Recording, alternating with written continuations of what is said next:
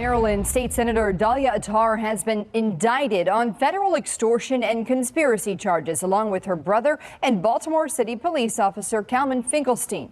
The investigation dates back to 2020. According to court documents, Senator Attar recruited the two other men to break into her former political consultant's house and set up cameras to record the consultant having an affair. Now, if there was ever a headline or an opening to a local news segment that screamed that this was going to be covered on the AJW channel, that 100% is exactly it. What we have today is an indictment that was recently dropped by the Department of Justice dating back to 2020 in terms of the actions that are covered in said indictment, where we have a local Democratic Party official, somebody who is a long-serving member in the Maryland House of Delegates that was recently appointed to the Maryland State Senate, reportedly teaming up with her brother and a police officer in order to record an illicit affair in a political consultant's own apartment and use that to blackmail and extort said consultant in order to ensure that, of course, you get compliance from this individual. It's absolutely crazy in every possible way,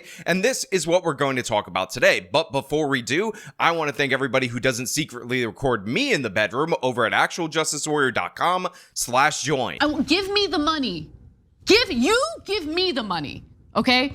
Dahlia Attar, her brother, and a Baltimore police officer are all facing these charges. Federal prosecutors say this blackmail scheme surrounded keeping someone quiet during Attar's 2022 re-election effort.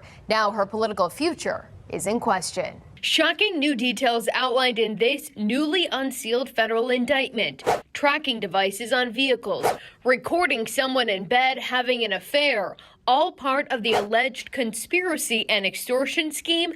Prosecutors say Baltimore City State Senator Dahlia Attar, her brother Joseph Attar, and Baltimore City police officer Calvin Finkelstein were involved in. So the local news segment gives us a little bit of a brief overview of what's going on right here, and they also mentioned throughout the course of said segment that you had a situation where they were threatening to intervene with the matchmaking process for victim one in the indictment's daughter. Now, this might be confusing to a lot of people. Prosecutors say it dates back to 2020. Attar, her brother, and Finkelstein allegedly put a tracking device on a political consultant's vehicle, secretly filmed her in bed having an affair with a married man, and then threatened to expose the video. Prosecutors also allege the trio threatened to interfere with matchmaking for the woman's daughter. The indictment includes transcripts of text messages between Attar, her brother Joseph, and Finkelstein. So I think it's actually important to clear up the cultural implications of what's going on right here, because this is actually something that involves the Jewish community in the city of Baltimore, and the specific matchmaking ceremony that they're referring to is actually an Orthodox matchmaking ceremony, and essentially what these people were trying to do was not only blackmail victim one and victim two, which happens to be the political consultants and the married man that she was having an affair with, but in addition to that, they were trying to block off through reputational damage their daughter from being able to find a match within the Orthodox Jewish community. Now, the reason I'm laying this out is because a lot of people are going to say that this sounds very Mossad or Israel intelligence operation and whatnot, and the local news is actually very vague on the cultural impact that this has, but this blackmail scheme is actually very well rooted in the Jewish community in this particular instance. So I think for clarification, it is important for you guys to understand what exactly is going on, because in your culture, you might not have a specific matchmaking ceremony in order for your daughter at age 17 to find somebody to marry as soon as they become an adult. Get it? Got it? We all understand where we're at and what's not being mentioned by the local news segment? Good. Attar allegedly told the group the video of the woman in bed with the married man could be the perfect way to scare her. Attar was worried the consultant would send out mailers to the Jewish community, focusing on her voting record. We have a way that could potentially stop her. Why not at least try? So look, obviously for this particular representative, the Jewish community is a key constituency, and obviously Attar was worried that she might lose her re-election, which ultimately winning that re-election ended up putting her down a path where she could eventually get that state Senate seat appointed by Wes Moore. So that is why they targeted this particular individual. And what ended up happening was she recruited her brother. She also recruited the police officer officer, Finkelstein, doesn't really matter as of right now, and they essentially entered her apartment, installed surveillance cameras in the living room and in the bedroom in order to capture evidence of this illicit affair. And the thing is, this indictment is loaded with text messages, WhatsApp messages to be particular, that actually document them talking about what they're actually recording. So I'm going to read a little bit of that for you guys right now so you can understand how pretty much dead to rights these people are if they wrote these text messages, because based on my reading, this is overwhelming evidence of guilt. So the indictment says, on or about January 2nd of 2020, Dalia Attar sent a series of messages to co-conspirator 1 stating in relevant part, 2 years later, victim 1 is still looking to screw me badly. I just want her to be a non-issue in my mind, and in reality, that won't happen as long as she is relevant or doesn't have anything to worry about, because I believe she's building things up, even small things, but in the end, when it's the right time for her to close to re-election, it'll come out, and even more reason why the lady should be afraid to come out with anything at any point. Now, on January 9th, 7 days later, Finkelstein, who is the police officer, sent a WhatsApp message to Joseph Attar stating, quote, "We need to follow victim 1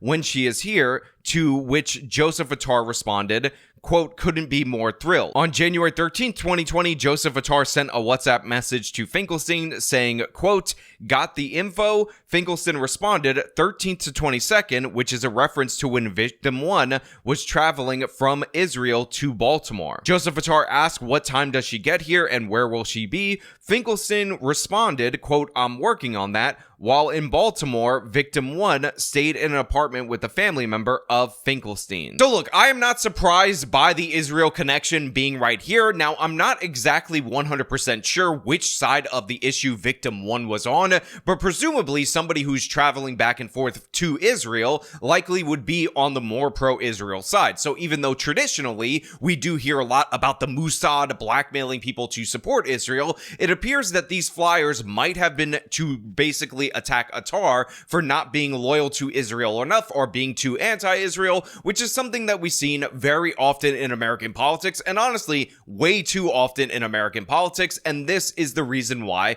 you had Attar and Finkelstein trying to do the blackmail. Now, we also find out in this close-knit Jewish community that Finkelstein, the police officer, actually knew where she was going to be staying because they have some kind of overlap in family or family friends. Again, something that is not unusual in religious Jewish communities. Now, by January 16th of 2020, the cameras were actually installed according to the indictment, and Finkelstein, the police officer's wife, basically assured the woman, the victim in this particular case, that it was all good to go to the apartment, or actually assured Finkelstein of when she was coming in. So it seems like, in theory, you could actually expand this indictment to more people. And if there was any doubt that they were recording illicit sexual encounters, obviously the next couple of messages prove the truth of the fact that they definitely were, because we have Finkelstein, the police officer, saying in text messages that he wishes victim 2, which is the married man, he had that guy's stamina. Now, after that, Dalia Attar said that she doesn't want any future conversations on getting in because obviously they know that they have gotten in and they're getting the videotape. You also have Finkelstein directing everybody to delete their WhatsApp chat message logs in order to avoid this from actually getting out in the future.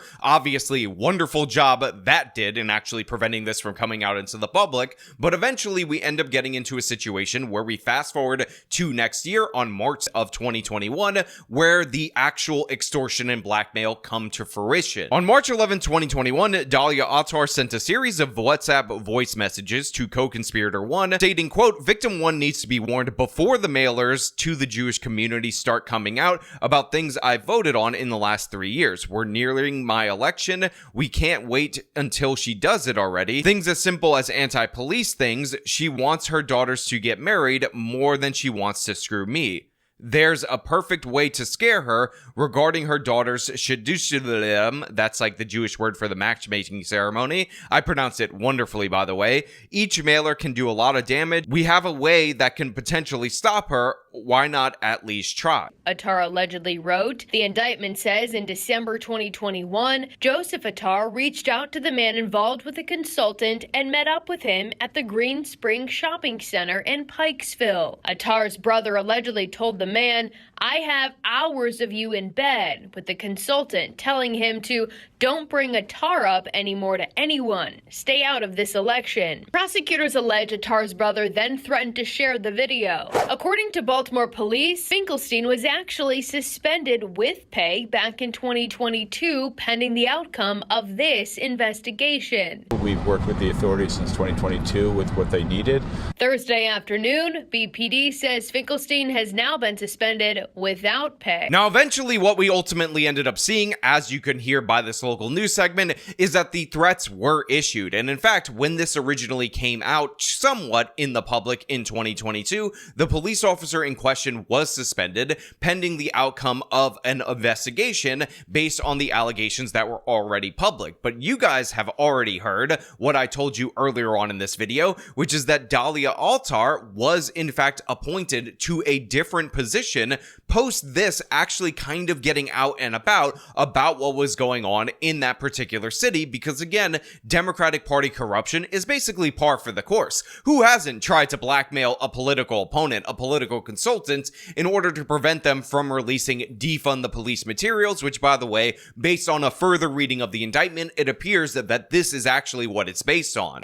Attar was pushing back on the charges and says she looks forward to sharing her side of the story. Her statement says the case centers on the allegations of my former disgruntled employee, adding, "We have yet to see any tangible evidence to support the claim that I knew of any illegal actions taken on my behalf." Now, of course, Attar ends up saying that, oh, there's no evidence at all that these allegations, or allegations as the super mayor would call them, people out there are judging off of hearsay, false allegations, and not facts, are actually in any way, shape, or form realistic or true. There's nothing tangible out there, but the fact of the matter is, we do have the WhatsApp messages, and it appears that yes, these are solidly supported. Now again, even with the stink of this investigation surrounding her, she was appointed to that higher position by Governor Wes Moore.